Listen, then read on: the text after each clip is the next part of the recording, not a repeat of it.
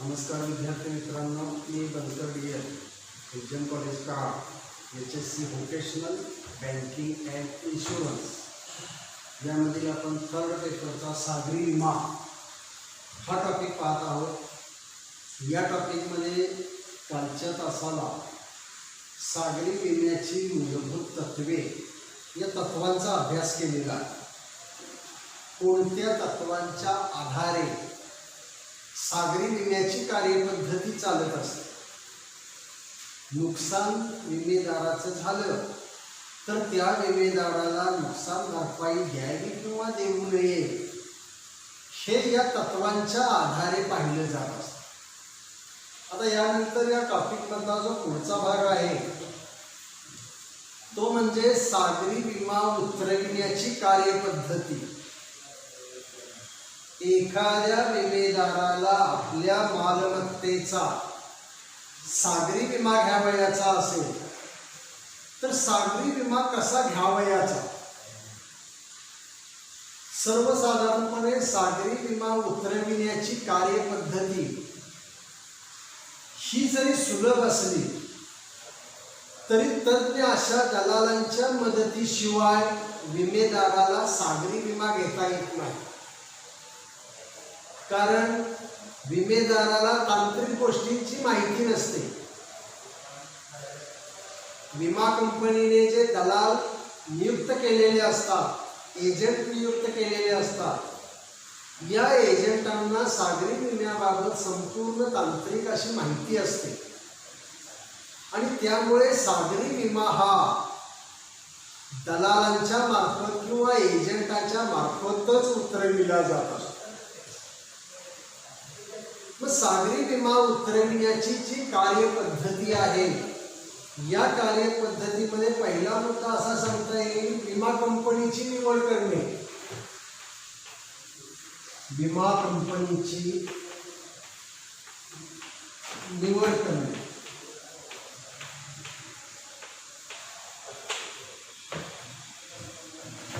ज्या व्यक्तीला आपल्या मालमत्तेचा सागरी विमा घ्यावयाचा आहे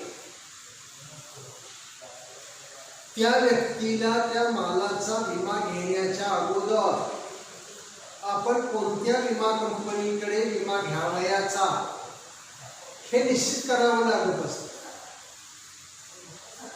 आयुर्विमा सोडून इतर सर्व प्रकारचे जे विमे आहेत हे विमे उतरविण्याचा अधिकार भारताचे सर्वसाधारण विमा महामंडळ आणि या महामंडळाच्या 4 दुय्यम कंपन्या ज्या आहेत यांना हे अधिकार देण्यात आलेले आहेत. New India insurance company Mumbai, United India insurance company Madras, oriental fire insurance company new Delhi. तर अशा पद्धतीच्या या 4 दुय्यम कंपन्या आहेत. या 4 दुय्यम कंपन्या आणि भारताचे सर्वसाधारण विमा महामंडळ यांनाच हा विमा उतरविण्याचा अधिकार देण्यात आलेला आहे. त्यामुळे या 4 कंपन्यांपैकी आपण कोणत्या विमा कंपनीमध्ये सागरी विमा उतरवावयाचा याचा निर्णय विमेदाराने घ्यावयाचा असतो. यातील एका विमा कंपनीची निवड विमा उतरविण्यासाठी विमेदाराने करावयाची असते. त्यामुळे विमेदाराने योग्य त्या विमा कंपनीची निवड करणे हा सागरी विमापत्र घेण्याच्या कार्यपद्धतीमधील पहिला टप्पा आहे असं म्हटलं पाहिजे. दुसरा मुद्दा सांगितलेला आहे दलालाची निवड करणे. दलालाची निवड करणे.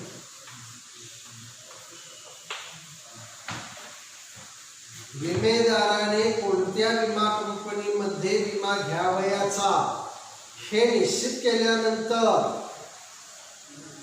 विमेदाराला कोणत्या दलालाकडे सागरी विमा घ्यावयाचा किंवा त्याच्याकडून उतरवावयाचा हे विमेदाराने ठरवावे लागत असते. कारण सागरी विमा हा दलाला मार्फतच घेतला जात असल्यामुळे सागरी विमा घेतला जात असताना अशा दलालाची निवड करणे हे आवश्यक असते. सागरी विमा उतरविला जात असताना ज्या दलालाची निवड आपण केलेली आहे त्या दलालाची भूमिका ही अतिशय महत्त्वपूर्ण अशी असते.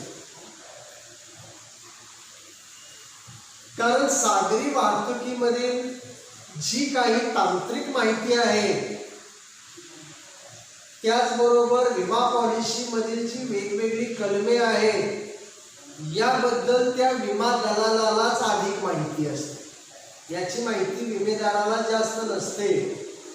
त्यामुळे सागरी विम्यासाठी या दलालाची निवड करणे किंवा या दलालाची मदत घेणे विमेदाराच्या दृष्टीने फायदेशीर असते.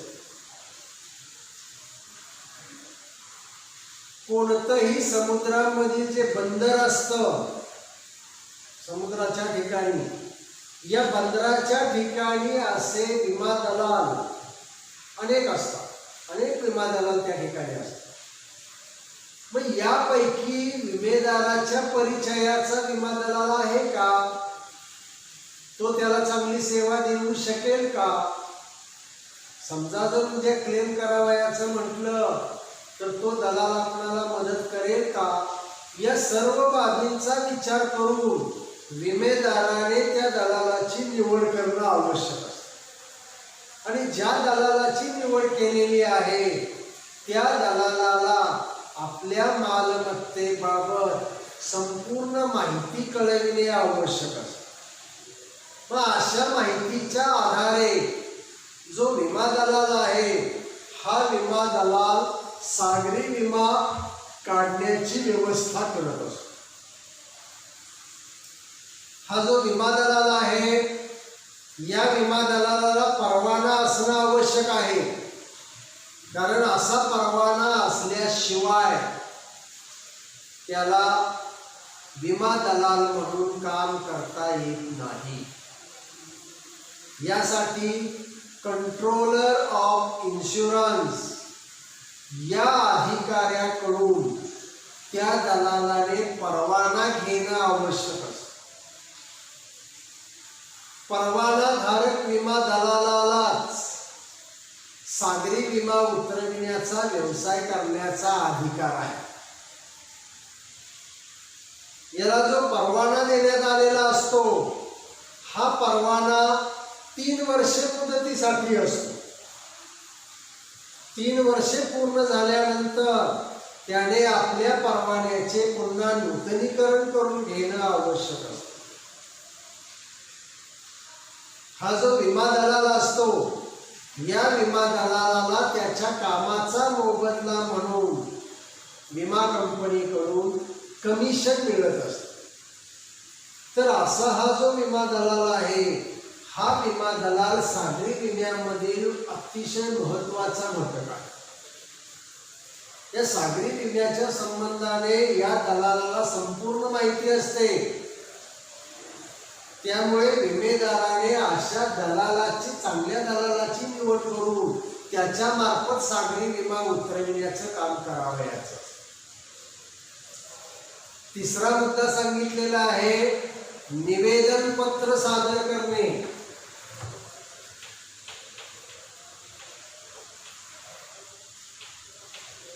निवेदन पत्र सादर करणे. आता सर्वसाधारणपणे सागरी विम्यामध्ये इतर विम्याप्रमाणे छपील स्वरूपाचे प्रस्ताव अर्ज असत नाही. तुम्ही जर अग्नी विमा घेतला, आयुर्विमा घ्यावयाचा म्हटलं किंवा मोटारीचा विमा घ्यावयाचा असेल, चोरीचा विमा घ्यावयाचा असेल तर असा विमा घेतला जात असताना विमा कंपनीने छापील स्वरूपाचे प्रस्ताव अर्ज छापून घेतलेले असतात. आणि हे छापील स्वरूपाचे प्रस्ताव अर्ज भरून विमेदाराने विमा कंपनीला द्यावयाचे असतात. परंतु सागरी विम्यासाठी असे प्रस्ताव अर्ज छापलेले नसतात. तर जो विमा दलाल आहे हा विमा दलाल विमेदाराच्या वतीने निवेदन पत्र भरून देत असतो आणि असे निवेदन पत्र भरून तो विमा कंपनीला सादर करत असतो. आता हे निवेदन पत्र जे आहे हे सागरी विमा करारासाठी प्रस्ताव अर्ज म्हणून समजण्यात येत असते.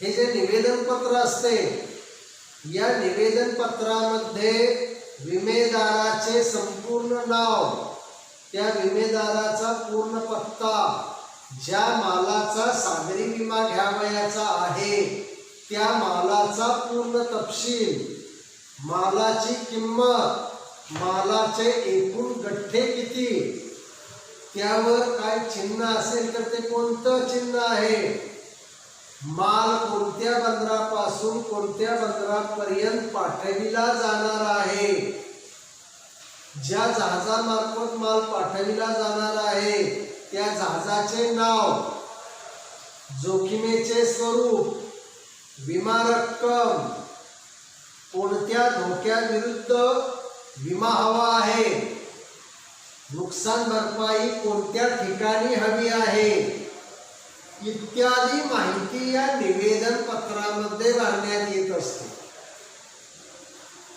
आता अशी माहिती दिली जात असताना विमेदाराने परमोच्च विश्वास तत्वाचे पालन करणं आवश्यक आहे. या तत्वानुसार विमेदाराने विमा कंपनीला सर्व सत्य माहिती दिली पाहिजे, कोणतीही असत्य माहिती देता कामा नये. म्हणून असे निवेदन पत्र भरले जात असताना विमेदाराने विमा दलालास आपल्या मालमत्ते संबंधीची सर्व सत्य आणि खरी माहिती सांगणं आवश्यक आहे. त्यामुळे या तत्वाचे पालन या ठिकाणी विमेदाराकडून झाले पाहिजे आणि असे निवेदन पत्र भरून हे निवेदन पत्र विमा दलाल विमा कंपनीला सादर करत असतो. चौथा मुद्दा सांगितलेला आहे धोक्याचे परीक्षण. धोक्याचे परीक्षण.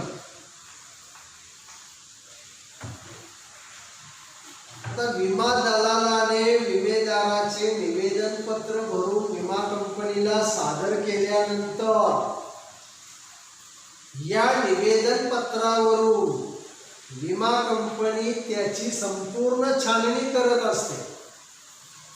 या निवेदन पत्रामध्ये विमेदाराच्या मालाची काय काय माहिती देण्यात आलेली आहे ही सर्व माहितीची छाननी विमा कंपनी करत असते.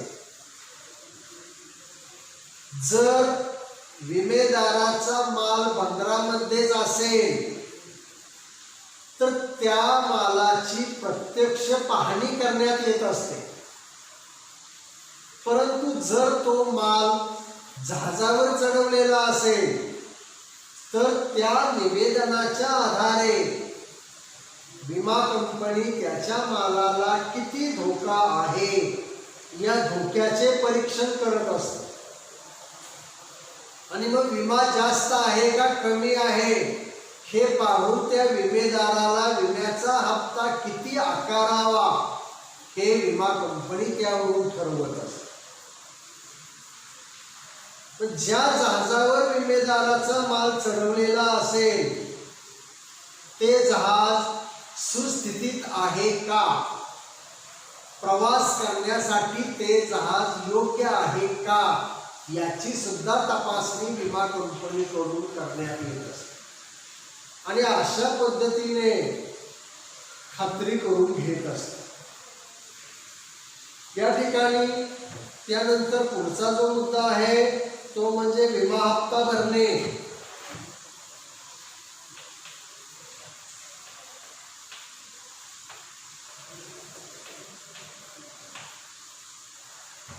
या ठिकाणी विमेदाराच्या निवेदन पत्रावरून विमा कंपनीने धोक्याचे परीक्षण केल्यानंतर त्या विमेदाराला किती विमा हप्ता भरावयाचा आहे याबाबतची सूचना विमा कंपनी देत असते. विमेदार आणि विमा दलाल या ठिकाणी विमा कंपनीने जो विमा हप्ता निश्चित केलेला आहे तो विम्याचा हप्ता विमा कंपनीच्या कार्यालयामध्ये भरत असतो. कारण असा विमा हप्ता भरल्याशिवाय विमेदाराच्या मालमत्तेला संरक्षण दिलं जात नाही. यासाठी विमेदाराला जो विमा हप्ता आकारलेला आहे तो विमा हप्ता विमेदाराने ताबडतोब विमा कंपनीच्या कार्यालयामध्ये भरणं आवश्यक आहे. त्या संबंधीची सूचना विमा कंपनीने विमा दलालास दिलेली असते आणि विमा हप्ता भरल्यानंतर विमा हप्ता भरल्याची पावती विमा कंपनीकडून दिली जाते. 6वा मुद्दा सांगितलेला आहे कव्हर कोड देणे.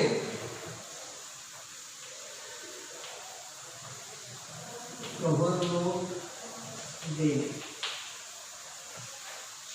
विमेदाराने विमा कंपनीला विमा हप्ता भरल्यानंतर विमा कंपनी विमेदारास पक्के विमापत्र देण्यापूर्वी विमा हप्ता भरल्याची जी कच्ची पावती देत असते त्या पावतीलाच कव्हर नोट किंवा उपरी चिठ्ठी असं म्हटलं जातं. कारण पक्की विमा पॉलिसी तयार होण्यासाठी थोडासा कालावधी जात असतो.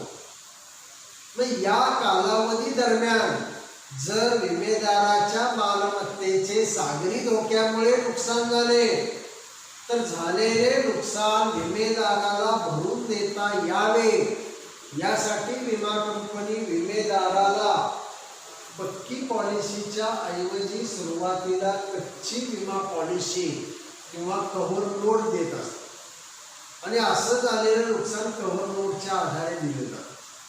समजा नुकसान झालंच नाही, जहाजाचा प्रवास सुरू झालेला आहे, यानंतर कालांतराने विमा कंपनी नवीन विमा पॉलिसी तयार करत असते. आता या दरम्यानच्या काळामध्ये सागरी विमा काढण्याचा पुरावा म्हणून विमा कंपनी विमेदाराला कच्ची विमा पॉलिसी किंवा कच्चे विमापत्र देत असते.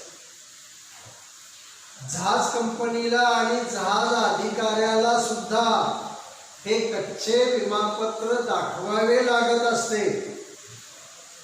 या कच्च्या विमापत्रामध्ये विमेदाराचे पूर्ण नाव, विमा रक्कम, ज्या धोक्यासाठी विमेदाराने विमा घेतलेला आहे त्या धोक्याचे नाव, त्याला आकारला गेलेला विमा हप्ता, विम्याचा प्रकार इत्यादी सर्व माहिती या कच्च्या विमा पॉलिसीमध्ये देखील असते.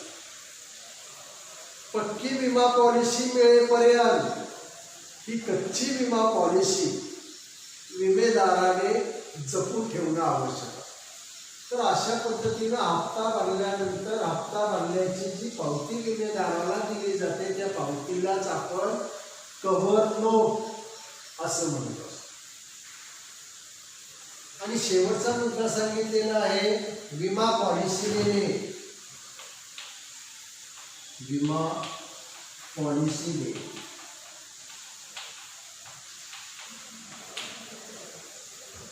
या ठिकाणी जेव्हा विमा कंपनी त्या विमेदाराची विमा पॉलिसी तयार करत असते, सुरुवातीला कच्चं विमापत्र पाठवलं जातं, परंतु असं कच्चं विमापत्र पाठविल्यानंतर जेव्हा पक्की विमा पॉलिसी तयार होत असते त्यावेळी विमा कंपनी ही पक्की विमा पॉलिसी तयार झाल्यानंतर विमेदाराच्या पत्त्यावर रजिस्टर्ड पोस्टाने ही विमा पॉलिसी पाठवून देत असते. या ठिकाणी ही पॉलिसी हा अतिशय महत्त्वाचा दस्तऐवज असतो. कारण विमा पॉलिसी म्हणजेच विमेदार आणि विमा कंपनी या दोघांच्या मध्ये सागरी विम्याचा करार झाल्याचा कायदेशीर पुरावा असतो. आणि असा कायदेशीर पुरावा असल्यामुळे ही विमा पॉलिसी विमेदाराने जपून ठेवावी लागत असते.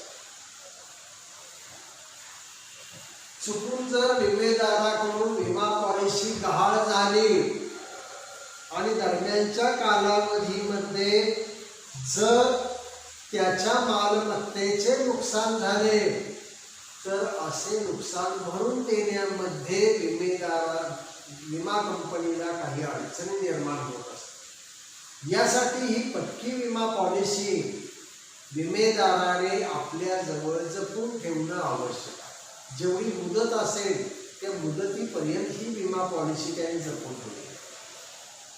आता ही जी विमा पॉलिसी तयार केलेली असते, या विमा पॉलिसीवर विमेदाराचं नाव, विमेदाराचा पूर्ण पत्ता, त्याने ज्या मालमत्तेचा विमा घ्यावयाचा आहे त्या मालमत्तेचं वर्णन, ज्या धोक्यासाठी विमेदाराला विमा हवा आहे तो धोका त्यामध्ये नमूद केलेला असतो, किती रकमेचा विमा घेतलेला आहे ती रक्कम त्यावर लिहिलेली असते, त्याचबरोबर धोक्याचं स्वरूप काय आहे अशी माहिती या विमा पॉलिसीवर देण्यात आलेली असते.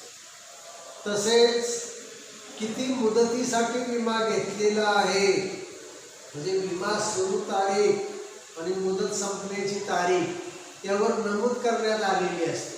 कारण या कालावधीमध्येच विमेदाराच्या मालमत्तेचे जर नुकसान झाले तर झालेले नुकसान भरून देण्यासाठी विमा कंपनी जबाबदार असते. त्यामुळे विम्याचा कालावधी सुद्धा त्यामध्ये नमूद केलेला असतो. त्याचबरोबर विमा कंपनीतर्फे पात्र अधिकाऱ्याची सही त्या विमा पॉलिसीवर असते. एका विशिष्ट रकमेचा स्टॅम्प त्यावर लावलेला असतो आणि अशी ही विमा पॉलिसी तयार केलेली असते. या पॉलिसीच्या पाठीमागे सागरी विम्याच्या ज्या कंडिशन्स, टर्म्स अँड कंडिशन्स ज्या असतात या सर्व अटी छापलेल्या असतात आणि अशी ही विमा पॉलिसी तयार करून ही विमा पॉलिसी विमेदाराला रजिस्टर्ड पोस्टाने पाठवून देण्यात येत असते. तर अशा पद्धतीनं जर एखाद्या व्यक्तीला आपल्या मालमत्तेचा सागरी विमा घ्यावयाचा असेल तर सागरी विमा घेण्यासाठी या कार्यपद्धतीचा अवलंब केला जातो. साधी आणि सोपी कार्यपद्धत आहे, काय अवघड नाही. तुम्हाला काही वेळा ब्रॉड क्वेश्चन जो असतो 8 मार्काला, या ब्रॉड क्वेश्चनमध्ये तुम्हाला सागरी विमा उतरविण्याची कार्यपद्धती सविस्तर लिहा अशा पद्धतीचा 8 मार्काला प्रश्न पडला जाऊ शकतो. त्यामुळं या ब्रॉड क्वेश्चनच्या दृष्टीने याचा आपण अभ्यास करणं आवश्यक आहे. म्हणजे विमेदाराला आपल्या मालमत्तेचा जर सागरी विमा घ्यावयाचा असेल तर सर्वप्रथम विमेदाराने विमा कंपनीची निवड करावयाची असते. कुठल्या कंपनीकडे विमेदार सागरी विमा उतरवू शकतो तर भारताचे सर्वसाधारण विमा महामंडळ आणि या महामंडळाच्या ज्या 4 दुय्यम कंपन्या आहेत यांना सर्वसाधारण विम्याचं काम करण्याचे अधिकार देण्यात आलेले आहेत. त्यामुळे या कंपन्यांपैकी एका विमा कंपनीची निवड विमेदाराने करणं आवश्यक असतं. विमेदाराने विमा कंपनीची निवड केल्यानंतर त्याने दलालाची निवड करावयाची असते.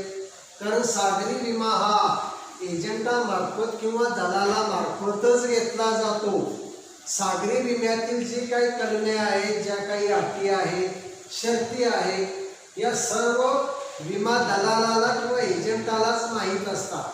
त्यामुळे विमेदाराने चांगल्या दलालाची निवड करणं आवश्यक आहे. जो दलाल त्याला चांगली माहिती देईल, चांगली सेवा पुरवेल अशा दलालाची निवड विमेदाराने करणं आवश्यक आहे. दलालाची कंपनीची निवड केली, दलालाची निवड केली, त्यानंतर विमेदाराने काय करायचं, निवेदनपत्र सादर करावयाचं असतं. इतर विम्यामध्ये विमा कंपनीला प्रस्ताव अर्ज भरून द्यावयाचा असतो, परंतु परंतु सागरी विम्यामध्ये मात्र प्रस्तावार्ज वापरला जात नाही। तर सागरी विम्यामध्ये निवेदनपत्र भरावं लागत असतं। या निवेदन पत्रामध्ये विमेदाराचं नाव, विमेदाराचा पत्ता, त्याला ज्या मालमत्तेचा विमा घ्यावयाचा आहे त्या मालमत्तेची संपूर्ण माहिती या ठिकाणी त्याला भरावयाची असते। त्यामुळे असे निवेदन पत्र त्याने विमा कंपनीला भरून देणं आवश्यक असतं। या ठिकाणी निवेदन पत्र भरल्यानंतर त्या धोक्याचे परीक्षण केलं जातं।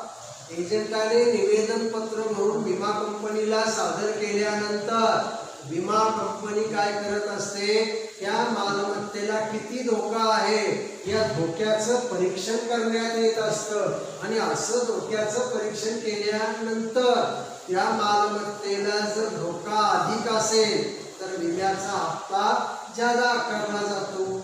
जर त्या मालमत्तेला धोका कमी असेल तर विम्याचा हप्ता कमी आकारला जातो। अशा पद्धतीने धोक्याचं परीक्षण करून त्या विमेदाराला किती विमा हप्ता ठरवावा बसवावा हे विमा कंपनी ठरवत असते आणि त्याप्रमाणे विमा हप्ता भरण्याची सूचना करत असते। पुढचा मुद्दा आपण पाहिला होता विमा हप्ता भरणे। विमा कंपनीने निवेदन पत्रावरून धोक्याचे परीक्षण केल्यानंतर त्या विमेदाराला विशिष्ट विमा हप्ता ठरवला जातो आणि असा विमा हप्ता भरण्यासाठी विमा कंपनीला किंवा विमा दलालाला सांगितलं जात असतं। मग विमेदार आणि विमा दलाल दोघे मिळून विमा कंपनीच्या कार्यालयामध्ये जाऊन विम्याचा हप्ता भरत असतात। हप्ता भरल्यानंतर विमा कंपनी विमेदाराला हप्ता भरल्याबाबतची पावती देत असते। त्यानंतर त्याला कव्हर नोट दिली जाते। विमेदाराने हप्ता भरल्यानंतर हप्ता भरल्याची जी कच्ची पावती दिलेली असते त्या पावतीला कव्हर नोट असं म्हटलं जातं। कारण पक्की विमा पॉलिसी तयार होण्यासाठी विमेदाराला विमा कंपनीला काही अवधी लागणार असतो। त्यामुळे या दरम्यानच्या काळामध्ये विमेदाराच्या मालमत्तेचे नुकसान झाले तर ते नुकसान विमेदाराला भरून देता यावे यासाठी हप्ता भरण्याची जी कच्ची विमा पॉलिसी, कच्ची पावती विमेदाराला दिली जाते त्या पावतीला कव्हर नोट किंवा उपरी चिठ्ठी असं म्हणतात। ही उपरी चिठ्ठी विमेदाराने सांभाळून ठेवावयाची असते। जोपर्यंत पक्की पॉलिसी मिळत नाही तोपर्यंत ही कव्हर नोट अतिशय महत्त्वाची असते आणि शेवटी त्याला विमा पॉलिसी तयार करून दिली जाते। विमा कंपनी काय करते, काही कालावधीनंतर 1-2 महिन्यात पक्की विमा पॉलिसी तयार करते। ही विमा पॉलिसी म्हणजे विमेदार आणि विमा कंपनी या दोघांच्या मध्ये सागरी विम्याचा करार झाल्याचा कायदेशीर पुरावा असते। जेव्हा विमेदाराच्या मालमत्तेचं नुकसान होतं तेव्हा असे पक्के विमापत्र विमा कंपनीला सादर करावे लागत असते। त्यामुळे ही पक्की पॉलिसी विमेदाराने जपून ठेवावयाची असते। या पॉलिसीमध्ये विमेदाराचे पूर्ण नाव, विमेदाराचा पूर्ण पत्ता, त्याच्या मालाचा संपूर्ण तपशील, कोणत्या धोक्यासाठी विमा घेतलेला आहे, किती रकमेचा विमा घेतलेला आहे, विमा हप्ता किती भरलेला आहे, विम्याची मुदत कुठून कुठपर्यंत आहे इत्यादी सर्व माहिती या पॉलिसीवर लिहिलेली असते। या पॉलिसीच्या पाठीमागे सागरी विम्याच्या ज्या काही अटी आहेत या अटी छापलेल्या असतात। या पॉलिसीवर एका विशिष्ट रकमेचा स्टॅम्प असतो आणि त्यावर विमा कंपनीच्या पात्र अधिकाऱ्याची सही असते आणि अशी ही पॉलिसी विमेदाराच्या पत्त्यावर रजिस्टर्ड पोस्टाने पाठवली जाते। मग त्यावेळी सागरी विमा उतरवण्याची कार्यपद्धती पूर्ण होत असते। थँक्यू, धन्यवाद।